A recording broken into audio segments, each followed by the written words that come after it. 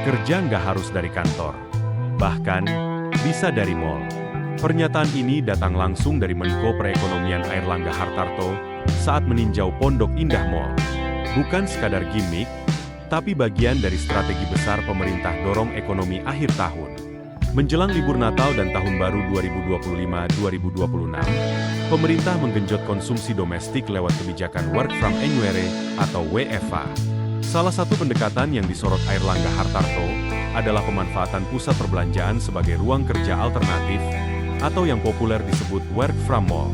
Saat berkunjung ke Pondok Indah Mall, Jakarta Selatan, Jumat 26 Desember, Airlangga menegaskan bahwa mall kini tidak hanya menjadi tempat belanja, tetapi juga ruang aktivitas ekonomi dan produktivitas. Intinya sederhana, bekerja bisa dilakukan di mana saja, termasuk di mall. Kebijakan ini sejalan dengan upaya pemerintah menjaga pergerakan masyarakat tetap aktif di masa libur panjang, tanpa mematikan produktivitas. Dengan fasilitas internet, area kerja terbuka, hingga coworking space, mall dinilai siap menampung kebutuhan kerja fleksibel. Langkah ini juga menjadi bagian dari strategi mendorong perputaran belanja masyarakat yang ditargetkan mencapai sekitar Rp110 triliun selama periode akhir tahun. Target tersebut didukung oleh program diskon retail, promo Nataru, dan kampanye belanja nasional seperti Belanja di Indonesia Aja. Konsep Work from Mall membawa efek ganda. Bagi pekerja, ada fleksibilitas. Tetap produktif sambil menikmati suasana berbeda. Bagi pelaku usaha dan retail, peningkatan kunjungan berarti peluang transaksi yang lebih besar. Dan bagi negara, konsumsi yang terjaga membantu menopang pertumbuhan ekonomi di tengah momentum liburan. Pemerintah melihat pusat perbelanjaan sebagai ekosistem ekonomi yang bisa dioptimalkan, bukan hanya tempat konsumsi, tapi juga ruang aktivitas produktif.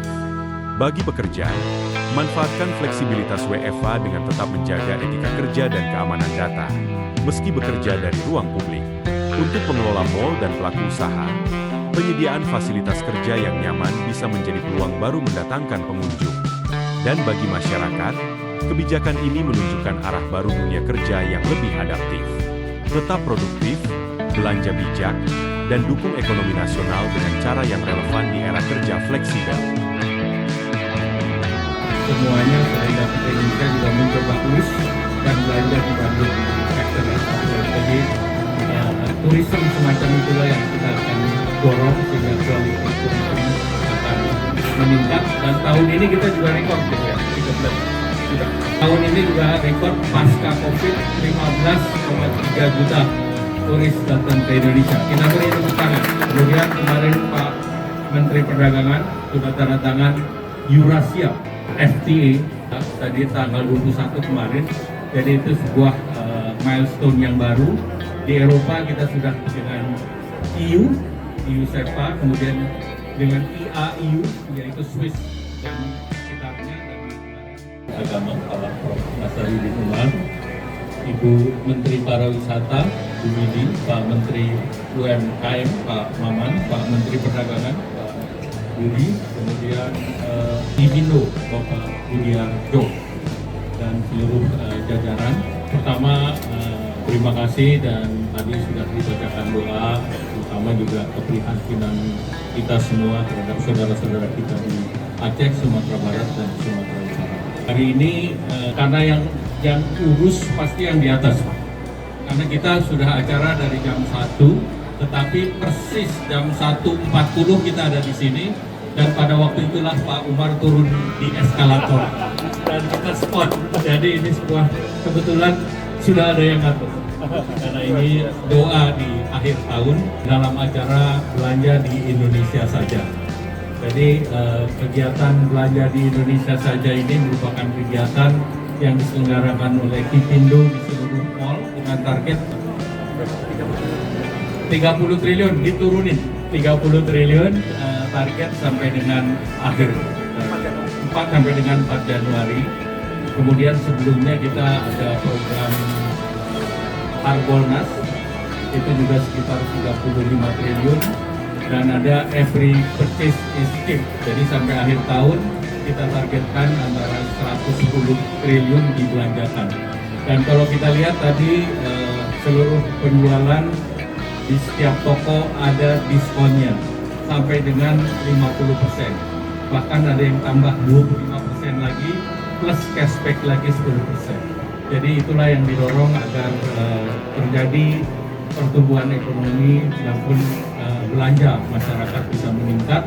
Dan menjelang acara ini hampir di semua mall itu ramai, dan mudah-mudahan acara ini bisa berjalan dengan lancar, dan mudah-mudahan ini juga akan mendorong kegiatan ekonomi.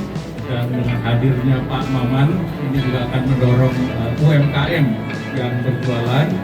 Kemudian Ibu Menteri Pariwisata berharap para turis datang ke Indonesia juga ikut belanja, sehingga ini menjadi salah satu daripada atraksi untuk datang ke Indonesia. Kita tahu beberapa negara yang tertinggi di kita ini, Malaysia, yang datang ke Indonesia, semuanya selain datang ke Indonesia juga mencoba us dan belanja di Bandung di factory outlet. Jadi tourism semacam itulah yang kita akan dorong sehingga quality tourism akan meningkat. Dan tahun ini kita juga rekor ya Bu ya, 13 juta.